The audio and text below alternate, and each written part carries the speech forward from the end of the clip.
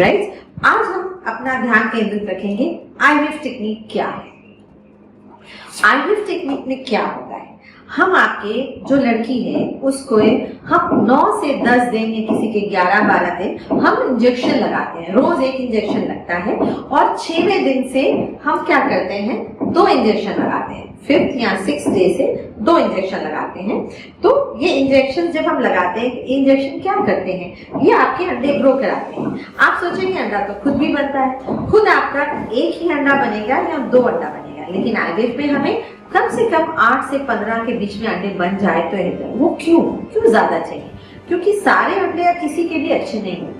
अगर हमारे पास 10-15 अंडे होंगे तो उसमें से हम छांट सकते हैं, जो अच्छे हैं वो यूज कर सकते हैं और जो खराब है उसको हम फेंक सकते हैं। अगर हमारे पास गिनती में कम होंगे तो हमारे पास कोई चॉइस नहीं रहती है।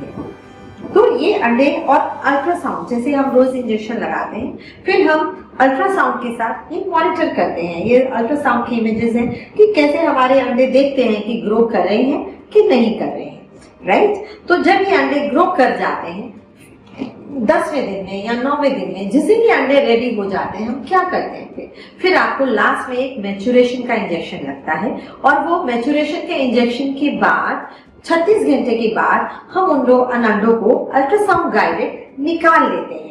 ये अल्ट्रासाउंड के साथ एक प्रोब होता है हमारा, उसके साथ एक नीडल गाइड अटैच होती है, जिसमें से एक नीडल आपके जब हम निकालते हैं अंडर एनेस्थीसिया होता है, आपको कोई तकलीफ नहीं होती, इसमें कोई दर्द नहीं होता है। तो ये हम एक अंडा, जो हमने सब अंडे बनाए थे वो हम एक अंडा, ये देखो नीडल अंडे के अंदर जाती है और ये हम अल्ट्रासाउंड के से देखते हुए कर रहे हैं। ये ब्लाइंडली नहीं किया जाता है, ये सब नजर में रखते हुए एक अंडे को हमारी सुई कहाँ जाती है ये सब अल्ट्रासाउंड गाइडेड होता है। तो इसको हर अंडे को हमें निकाल लेते हैं। ये अंडे फिर आपके जब एस्पिरेट हम करते हैं ये ट्यूब में जा रहे हैं। तो ये ट्यूब फिर एम्ब्रोलॉजिस्ट इन्वर्टेड माइक्रोस्कोप, जो दूरबीन होती है, स्पेशल दूरबीन होती है इस अंडों के लिए, उसके नीचे वो उनको स्टडी करते हैं, देखते हैं। जो उनमें अच्छे अंडे होते हैं वो निकाल के अलग कर दिए जाते हैं, जो खराब होते हैं वो डिस्कार्ड कर दिए जाते हैं, राइट। और ये सारा काम बहुत ही जल्दी से किया जाता है, इसमें कोई भी समय जाया नहीं किया जाता है। स्पेशली आपकी कोशिश होती है लैब के अंदर अंडे और जो आपके शुक्राणु हम प्रोसेस कर रहे हैं वो जितनी जल्दी हम क्विकली वो सारा प्रोसीजर किया जाए उतना ही बेहतरीन होता है। तो ये देखो, ये ट्यूब्स एम्ब्रोलॉजिस्ट को मिल रही है हमारे से, ये ट्यूब से फिर वो ये डिशेस होती हैं, इसके अंदर सेंटर वेल, सिंपल वेल, ये अलग अलग, ये स्पेशली आईवीएफ के लिए डिजाइन किए गए ही इक्विपमेंट्स होते हैं।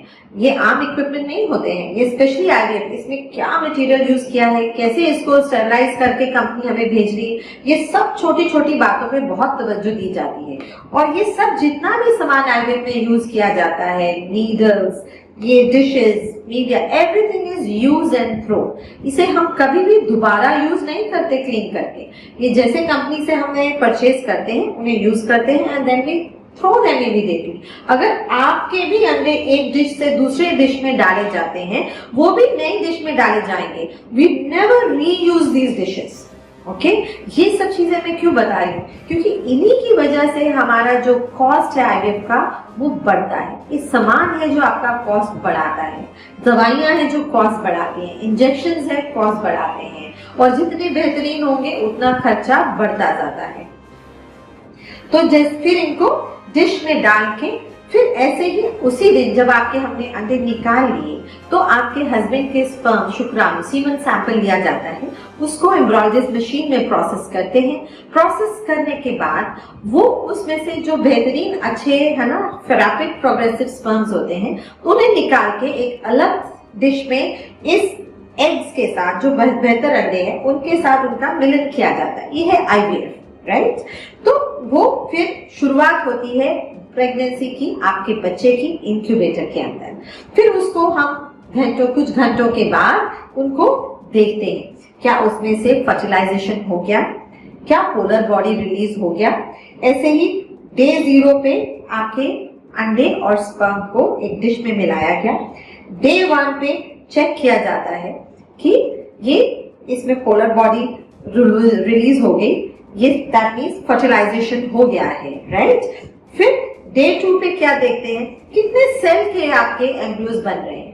4 सेल, अक्सर डे 2 पे 4 सेल एम्ब्रियो बन जाता है। और अगर 4 सेल पे ये सारे अपने जो सेल्स हैं सब इक्वल हैं, इसमें कोई फ्रेगमेंटेशन नहीं है, हाँ ट्रांसलूसेंट है, इनको हम ग्रेड करते हैं लैब के अंदर। और फिर ये जो ग्रेड ए होते हैं उन्हें हम अलग कर देते हैं। जो हमें लगता है उनकी ग्रोथ अभी हैम्पर्ड है या वो हमारे हिसाब से ग्रेड ए नहीं है, कम ग्रेड के हैं, उनको अलग कर दिया जाता है।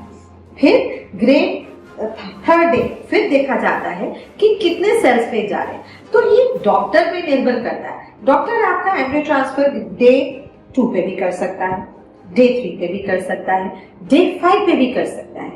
तो ये क्यों हम डे 2 पे करेंगे, क्यों डे 3 पे करेंगे या क्यों डे 5 पे करेंगे, इसके ऊपर कई सारे साइंटिफिक फैक्टर्स होते हैं। ये ऐसा नहीं है मेरा दिल किया तो मैं दूसरे दिन में रख दूंगी या मेरा दिल किया तो मैं 3rd डे।